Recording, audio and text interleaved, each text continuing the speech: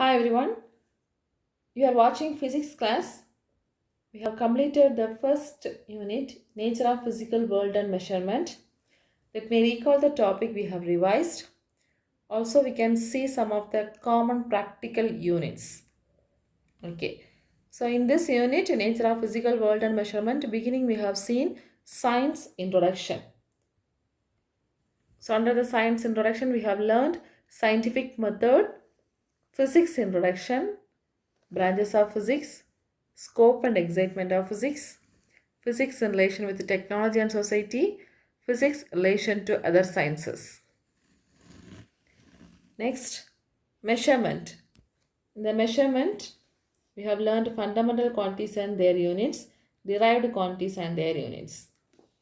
Then, the measurement systems. They are FPS system, foot pound second system, CGS system, centimeter gram second system, MK system, meter kilogram second system, and SI system, system to international units. Then measurement of length, measurement of mass, and measurement of time we have discussed. Measurement of length for small distance using vernier scale, vernier caliper and screw gauge, and larger distance we have learned about triangulation method, parallax method, radar method, and all. Similarly, measurement of mass and time. And then another important topic, errors in measurement. In the errors in measurement, we have discussed about theory of errors. Isn't it? Theory of errors and error analysis, then propagation of errors. Then significant figures and rounding off. And last topic we have discussed is dimension analysis, its applications and limitations. Okay, so this is the concept map for the first unit. Now look at this table, prefixes for powers of 10. For the powers of 10, what are the prefix word we are using in physics we are going to discuss. This you may have learned in 10th standard. Anyway, we can recall that. So if it is 10 power 1, the prefix used is deca and the symbol is dA. 10 power 2, hecto. Symbol is H. 10 power 3, kilo. This is familiar to you, isn't it? Kilo, 1000. 1000 means we should use 10 power 3. So 10 power 3, kilo, K. 10 power 6, mega, M. 10 power 9, giga, G. 10 power 12, tera, T. 10 power 15, peta, P. 10 power 18, exa, E. 10 power 21, zeta, Z. 10 power 24, iota, Y. Okay, so this is the multiples. These are the multiples. These are the prefix. These are the symbols we are using for the units. Okay, similarly submultiples. Submultiple in the sense, if there is 10 power 1, the submultiple is 10 power minus 1. Okay, the powers are in the negative value. So if it is 10 power minus 1, the prefix used is deci. 10 power minus 2, the prefix used is centi. We know that when we are going to convert centimeter to meter, we will be multiplying with the 10 power minus 2. Isn't it? So 10 power minus 2, centi. 10 power minus 3, milli. 10 power minus 6, micro. See the symbol also. For deci D, centi C, milli M, micro mu. This is the symbol micro. 10 power minus 6 micro mu. 10 power minus 9 nano. N nano. 10 power minus 12 pico P. 10 power minus 15 femto F. 10 power minus 18 atto A. 10 power minus 21 zepto Z. 10 power minus 24 octo y. Okay, so these are the prefixes for powers of 10. Okay, while doing problems or while doing the conversion units, we will be using this prefix.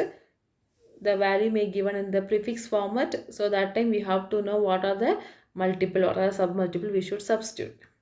Okay, now let's see some common practical units.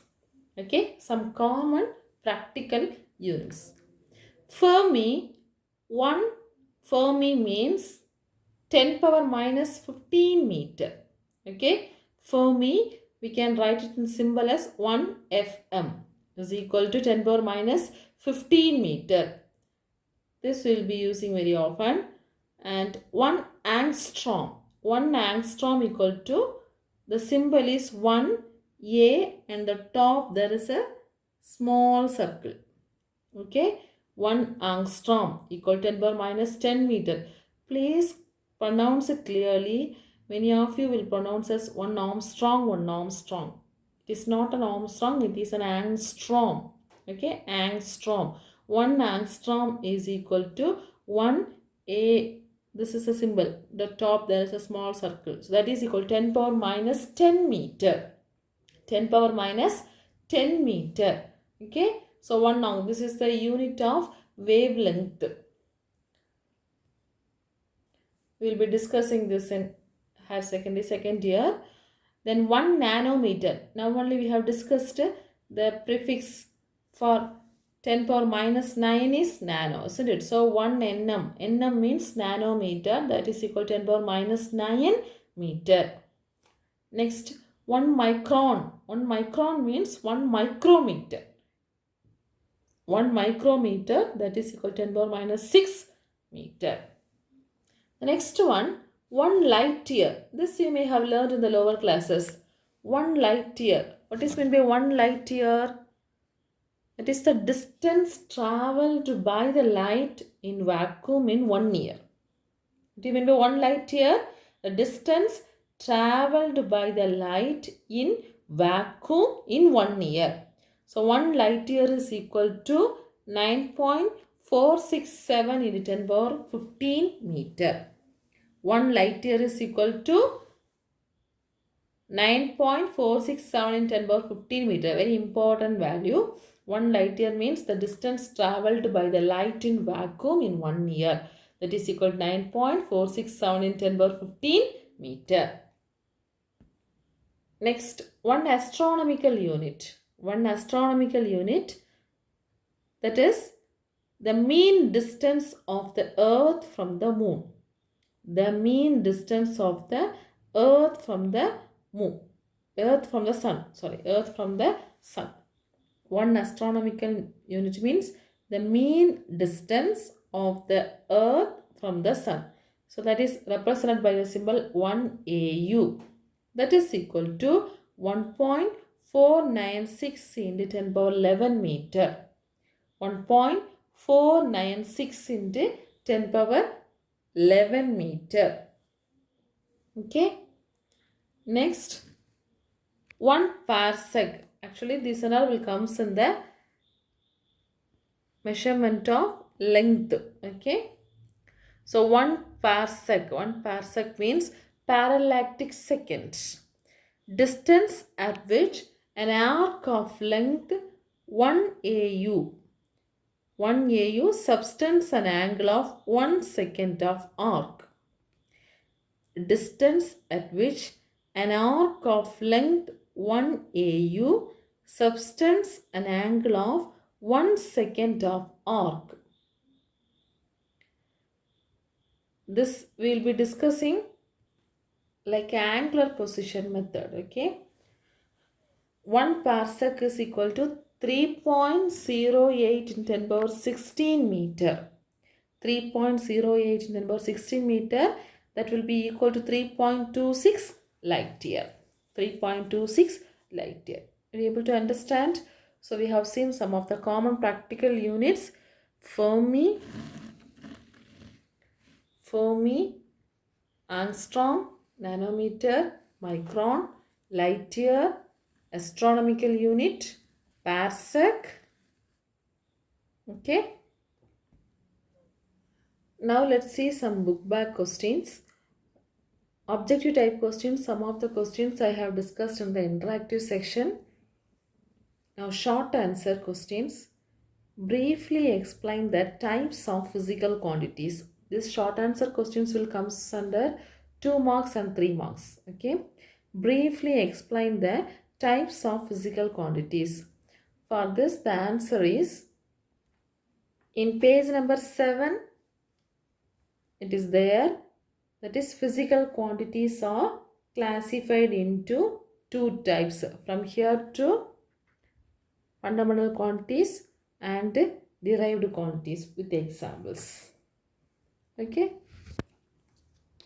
So from here to here. This is the first question.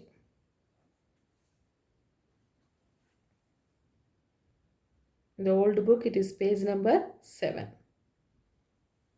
The next question. How will you measure the diameter of the moon using parallax method? Okay. For this question, the answer is not directly in your book.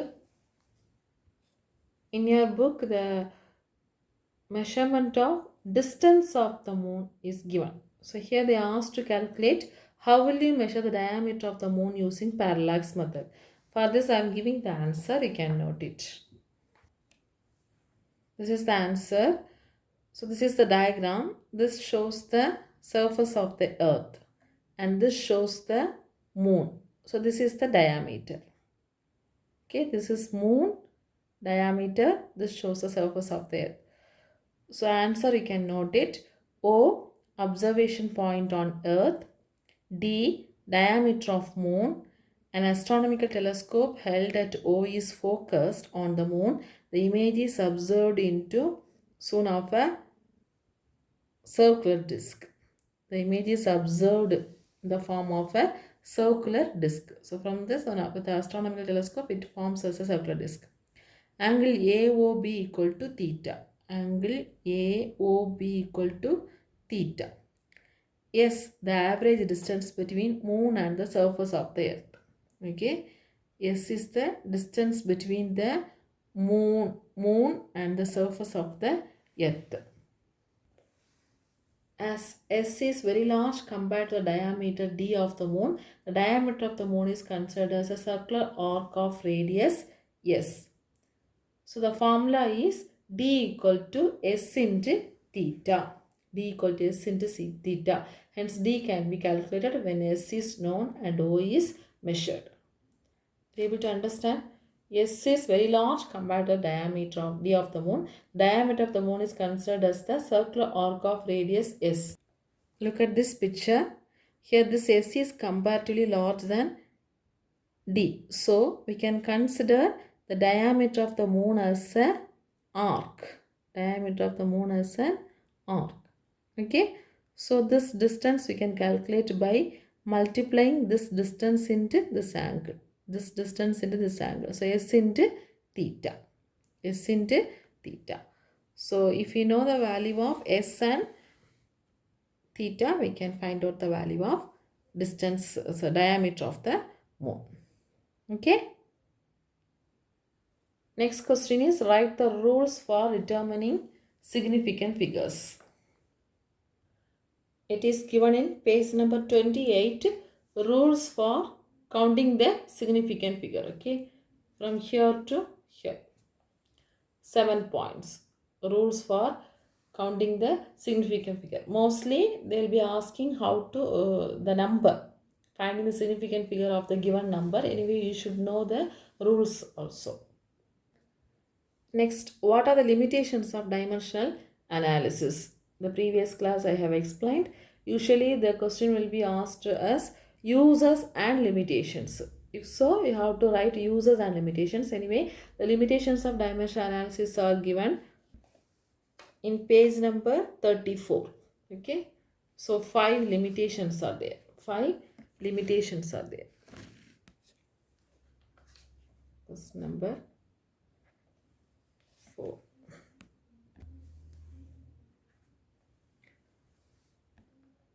The next question is define precision and accuracy, explain with one example. Define precision and accuracy, explain with one example.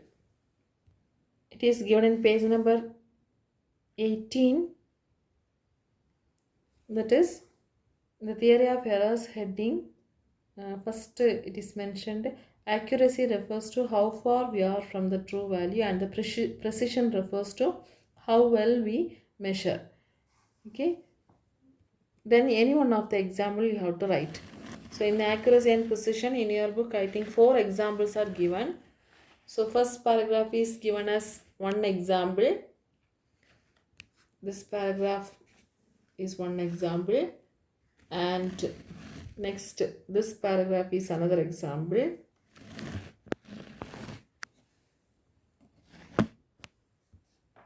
Sorry. And this is another example, and 2 more examples are given. So any one of the example you have to learn. 4 examples are there. Learn any one of the example.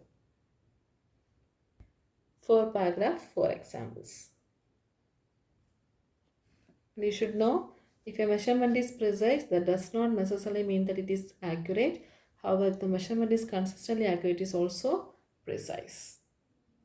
Next, long answer questions.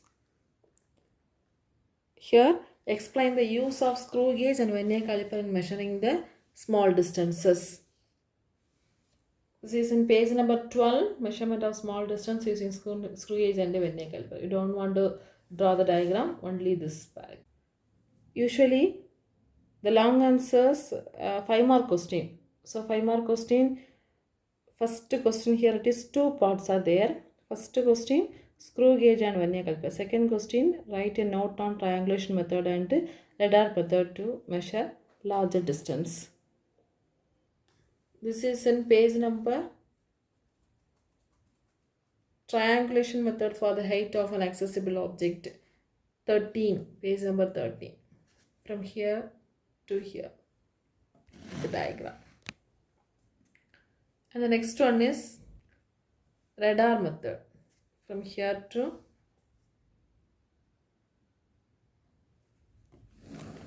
here. Okay, this is radar method. First lesson, all the questions are very important. Next question is explain in detail various types of errors. This is in page number 20. Page number 20, errors in measurement, systematic error. From here to gross error. Okay, systematic error, instrumental error,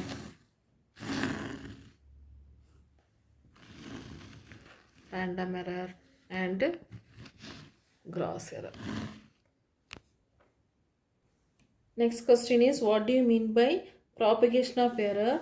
Explain the propagation of error in addition and multiplication. Page number 23, propagation of error. This is the introduction part, and propagation of error in addition and multiplication alone they asked. So error in sum of two quantities. This you have to write till this. Okay. Then error in multiplication. So here second difference. Then third is error in the product of two quantities. From here to here. The next question is write short notes on the following unit rounding of dimensionless quantities. Short note in the sense only the definitions we can write. That is definition of unit is page number 8. An arbitrarily chosen standard of measurement of a quantity which is accepted internationally is called unit of that quantity. You can add 2 types of unit also, fundamental units and derived units. Anyway, this is the definition. Next, rounding off. Rounding off is in page number 27. From here to here. The main point is the result of the calculation with numbers containing more than one uncertain digit should be rounded off. Next, they asked dimensionless quantities. So here dimensionless variables as well as dimensionless constant. The two you can write. Dimensionless variables and dimensionless constant. They asked only the dimensionless quantities. So we can write variables and constant. So this is in page number 30. Next question, explain the principle of homogeneity of dimensions. What are its uses? Give example.